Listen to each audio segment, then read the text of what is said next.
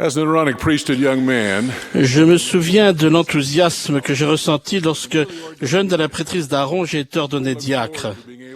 Il me tardait de pouvoir remplir mes tâches de la prêtrise. Lorsque j'étais à la primaire, j'observais très attentivement les diacres de ma paroisse en vue du jour où j'aurais 12 ans, où je recevrais la prêtrise et pourrais distribuer la Sainte Seine. Ce jour est enfin arrivé. Et peu après avoir été ordonné par mon père, qui était l'évêque de la paroisse, je me suis senti prêt, quoique nerveux, à commencer mes devoirs de nouveau diacre. J'appartenais maintenant à un collège de la prêtrise d'Aaron. Les membres de mon collège sont devenus mes meilleurs amis. Cette amitié, cette fraternité du collège ont continué à se développer au cours de ma jeunesse, tandis que nous apprenions et œuvrions ensemble dans nos devoirs de la prêtrise. Nous étions tous bons amis et passions des moments amusants et agréables ensemble dans nos activités de collège. Un dimanche après une de ces chaudes et longues réunions de Sainte Seine, le premier conseiller de notre épiscopat m'a pris à part pour me parler. Cet entretien de prêtrise imprévu est devenu une bénédiction dans ma vie lorsque j'ai médité la question qu'il m'a posée pendant notre court mais important échange.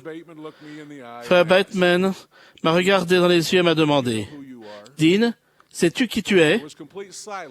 Il y a eu un silence total, puis il m'a fait un rappel rapide et puissant. Tu es le fils de Reed Burgess. Le sens et la portée de cette question se sont gravés dans mon cœur pour longtemps, et j'y ai souvent réfléchi pendant mon adolescence. La question de ce bon frère, sais-tu qui tu es, m'a guidé, inspiré tout au long de ma vie, et m'a fait m'engager à respecter et à honorer ma famille et la prêtrise. Ce soir, je pose à chacun de vous, jeunes gens de la prêtrise d'Aaron, la même question qui m'a été posée lorsque j'étais jeune homme. Savez-vous qui vous êtes? Le fait de savoir qui vous êtes vous rend spirituellement fort, solide et immuable dans vos devoirs de la prêtrise.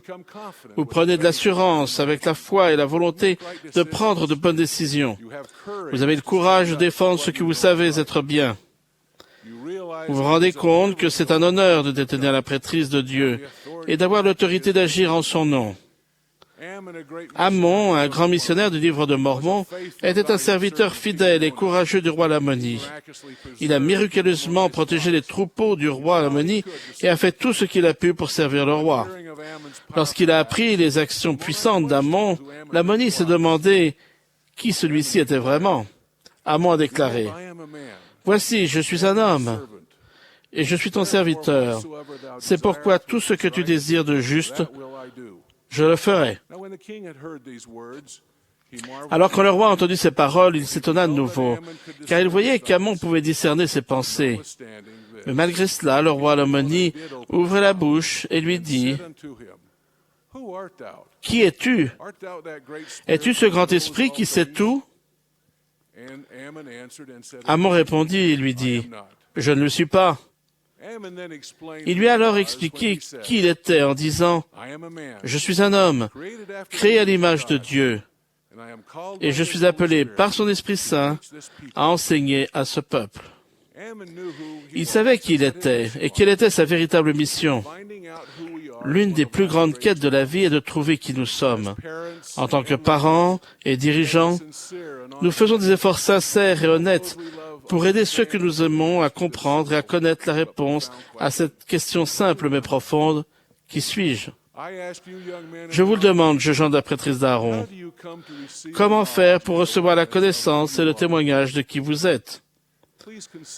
Réfléchissez aux 3 questions et aux principes qui s'y rattachent, qui sont indispensables pour comprendre notre véritable identité. Premièrement, savez-vous que vous êtes fils de Dieu? Vous êtes littéralement fils de Dieu, engendré spirituellement dans la vie prémortelle. Étant son enfant, vous pouvez être assuré que vous avez un potentiel divin et éternel et qu'il vous aidera dans vos efforts sincères pour l'atteindre. Le fait de savoir que notre Père céleste nous aime et que nous sommes ses enfants nous donne la force, le réconfort et l'espoir nécessaires pour vivre dans cette condition mortelle. Dans la première épître de Jean, nous lisons « Voyez quel amour le Père nous a témoigné pour que nous soyons appelés enfants de Dieu. Et nous le sommes. Si le monde ne nous connaît pas, c'est qu'il ne l'a pas connu. Bien-aimés, nous sommes maintenant enfants de Dieu. Vous êtes importants pour votre Père Céleste qui vous aime. Jeunes gens, priez toujours. Vos prières, le matin et le soir, vous aideront à découvrir que vous êtes fils de Dieu.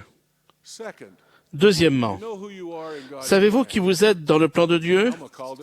Alma l'a appelé le grand plan du bonheur, un plan que Dieu a préparé pour vous et pour chacun de nous. Si nous suivons ce plan, nous pourrons chacun avoir du bonheur maintenant et retourner en sa présence après notre mort. Notre Père Céleste a envoyé son Fils bien-aimé Jésus-Christ, détacher les liens de la mort et expier nos péchés et les péchés du monde. Permettre au Sauveur d'expier nos péchés est la plus grande expression de l'amour que notre Père porte à chacun de nous. Car Dieu a tant aimé le monde qu'il a donné son Fils unique, afin que quiconque croit en lui ne périsse point, mais qu'il ait la vie éternelle.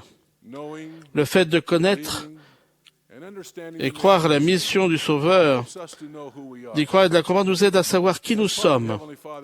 En application du plan de notre Père Céleste, vous êtes envoyés dans un foyer terrestre et dans une famille. Les alliances que vous faites dans le plan de Dieu, individuellement et en famille, vous lieront pour toujours à votre famille et à la famille de Dieu pour toute l'éternité. Honorez et respectez le nom que vous portez. Respectez les principes et les commandements de Dieu. Permettez à d'autres personnes de savoir qui vous êtes par la façon dont vous respectez les principes, comme on peut le trouver dans la brochure jaune Soyez forts. Étudiez ces principes divins, méditez-les, respectez-les. Ils sont là pour vous. Troisièmement, savez-vous qui vous êtes en tant que membre de l'Église de Jésus-Christ des saints des derniers jours? Vous avez été baptisés, avez reçu le Saint-Esprit. Vous êtes membre de l'Église rétablie de Jésus-Christ. C'est son Église, et il nous a donné un prophète de Dieu pour nous instruire, nous mener, nous guider, et pour diriger son œuvre ici-bas. Je témoigne que Thomas S. Monson est notre prophète en ces temps difficiles. Écoutez-le. Lui et d'autres prophètes d'aujourd'hui vous enseigneront qui vous êtes et comment ressembler au Sauveur. Vous êtes membre de l'Église de Jésus-Christ des saints des derniers jours et avez été ordonné pour détenir la prêtrise de Dieu. Le président Monson a dit, « Nous avons été chargés de détenir la prêtrise et d'agir au nom de Dieu. Nous avons reçu un dépôt sacré. Beaucoup est attendu de nous. » Vous faites partie d'un collège, de la prêtrise de jeunes gens, où vous pouvez ressentir la fraternité et l'amitié des autres détenteurs de la prêtrise. Le collège vous protège des influences du monde. Vous pouvez vous servir les uns les autres, et participer aux ordonnances de la prêtrise. Dans vos collèges, on vous enseigne également les principes de l'Évangile de Jésus-Christ, qui vous aident à comprendre qui vous êtes. Jeunes gens, honorez la prêtrise de Dieu. Je témoigne que savoir qui vous êtes et respecter vos promesses et vos alliances au Seigneur vous apportera le bonheur dans la vie. Puissions-nous être capables de connaître et de comprendre qui nous sommes vraiment. Puisse l'esprit que nous ressentons ce soir rendre témoignage à notre esprit que nous sommes enfants de Dieu. Au nom de Jésus-Christ, Amen.